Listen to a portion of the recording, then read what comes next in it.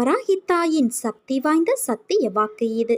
என் தங்கமே, இன்னும் ஓரிரு தினங்களில் உனக்கு ஒரு மகிழ்ச்சியான செய்தியை உன் அன்னையான நான் உனக்கு தரப்போகிறேன். நீ நம்பிக்கையோடு இரு என் குழந்தையே. வந்த சில தடைகளை எண்ணி மனம் வருந்தாதே. வரப்போகின்ற உயர்வு பெரியதாகும். உன் எண்ணம் எதுவோ அதே போல எல்லாம் வண்ணமயமாகும். இருளில் இருந்து வெளிவந்து ஒளி சூழ நீ வாழப்போகிறாய். எனக்கு மட்டும் ஏன் எதுவும் சரியாக அமையவில்லை, என் வாழ்க்கை எப்பொழுது சிறப்பாக அமையும் என்ற எண்ணத்தை முதலில் விடு. உனக்கு கிடைத்த வாழ்க்கையை எண்ணி மகிழ்ச்சி கொள். ஏனென்றால் உனக்கு சாதாரணமாக தோன்றும் வாழ்க்கையானது பலருக்கு கனவாக இருக்கிறது. வாழ்க்கையில் நீ உயர்ந்த நிலையை அடைய வேண்டும் என்றால் கோபத்தை குறைத்து கொள்ள வேண்டும். உதாரணத்திற்கு, ஒரு வீட்டின் அடுப்பறைக்குள் பாம்பு தெரியாமல் சென்றுவிட்டது. உள்ளே உள்ள பாத்திரங்களின் மேல் மெல்ல ஊர்ந்து போகும்போது ஏதோ ஒரு கூர்மையான பொருளால் அதனுடைய உடலில் சிறு காயம் ஏற்பட்டுவிட்டது. உடனே கோபத்தோடு அங்கு இருந்த ஒரு கூரான பொருளை கடிக்க முயற்சி செய்தது அந்த பாம்பு. அது கத்தி. கத்தி அறுத்ததால் அதன் வாய்ப்பகுதியில் கிழிந்து இரத்தம் வர ஆரம்பித்தது. பாம்புக்கு கோபம் தலைக்கு ஏறி அந்த கத்தியை சுற்றி வளைத்து கொல்லும் நோக்கத்தோடு சுற்றி இருக்க ஆரம்பித்தது. தன்னுடைய பலம் முழுவதையும் சேர்த்து காண்பிக்க ஆரம்பித்தது. கடைசியில் என்ன ஆனது?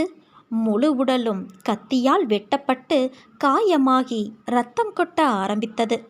என்ன நடக்கிறது என்று புரிந்து கொள்வதற்கு முன்பே அந்த பாம்பு தனது செயலாலேயே உடல் துண்டாக்கப்பட்டு இறந்து போனது. இதே போலத்தான் நமது வாழ்க்கையிலும் மற்றவர்களிடம் தேவையில்லாத வார்த்தைகளை உபயோகப்படுத்தி விடுகிறோம்.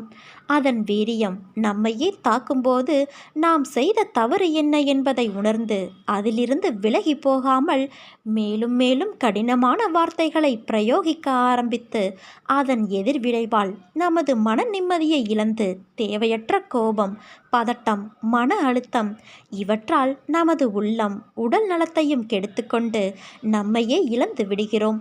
தேவையற்ற கோபத்தை விடு. நீ இன்பமாய் வாழ முடியும். உனக்கு எல்லா சூழ்நிலைகளிலும் உன் அன்னையான நான் துணை இருப்பேன். என் வார்த்தைகள் மீது நம்பிக்கை வைத்து செயல்படு. வாழ்க்கையில் நீ உயர்ந்த நிலையை அடைவாய். இருளை கண்டு மிரளாதே குழந்தையே.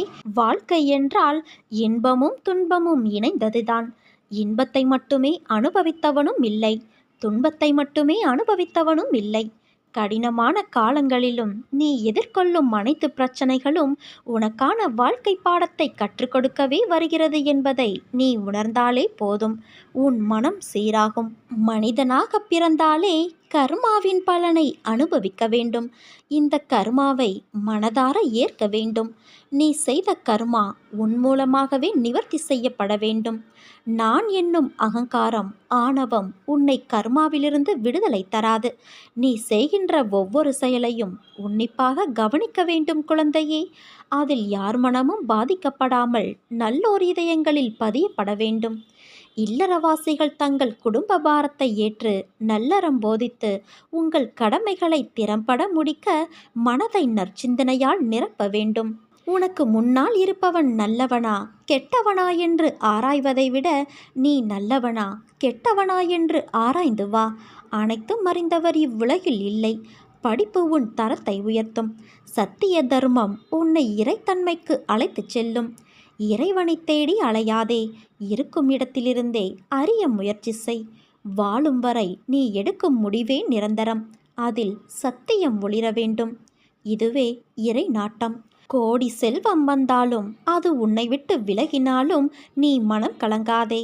தாய், தந்தை, மகன், மகள், அண்ணன், தம்பி, மனைவி, கணவன், உற்றார் உறவினர்கள், நண்பர்கள் எல்லாம் நீ வாழும் வரை மட்டும்தான். இங்கு எதுவுமே நிரந்தரம் கிடையாது. இயற்கை உனக்கு கொடுத்ததை ஒரு நாள் பறித்து கொள்ளும். இயற்கை தாய்க்கு மரியாதை செலுத்து. உன் கடமை உணர்வை என்றும் மனப்பூர்வமாக உண்மையோடு அறிந்து செயல்படுத்தி வா.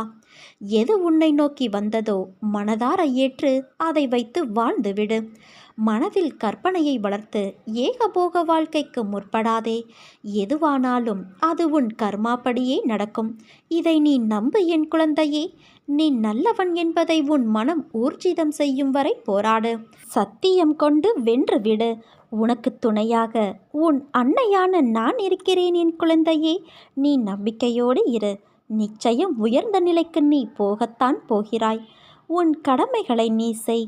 உன் கரங்களால் வேலை செய். வாயினால் பேசு, கண்களால் பார்.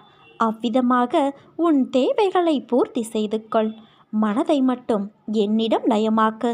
உன் சிரமத்திற்கு அதிகமாக 100 மடங்கு நான் உனக்கு தருகிறேன் என் குழந்தையே.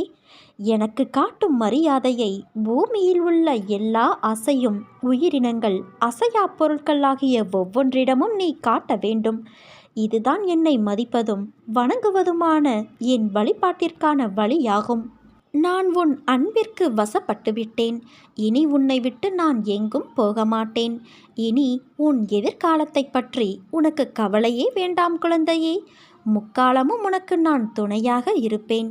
உன் கஷ்டங்கள் எல்லாம் உன்னை தாழ்த்துவதற்கு என்று நீ நினைத்து கொள்கிறாய். ஆனால் உண்மையிலேயே அது உன்னை தாழ்த்துவதற்கல்ல, அடுத்த கட்டத்திற்கு உன்னை மேம்படுத்துவதற்கு.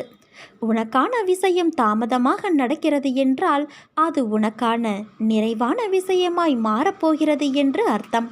உன்னை நான் சோதிப்பேனே தவிர ஒருபோதும் கைவிட மாட்டேன்.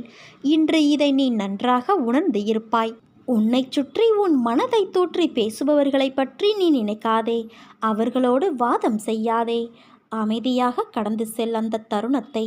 வாக்குவாதம் செய்து உன் நிலையை புரிய வைப்பதை விட அமைதியாக சென்று உன் செயலால் அவர்களுக்கு அதை உணர்த்தப்பார். என்றைக்கும் சொல்லும் சொல்லில் கவனம் தேவை.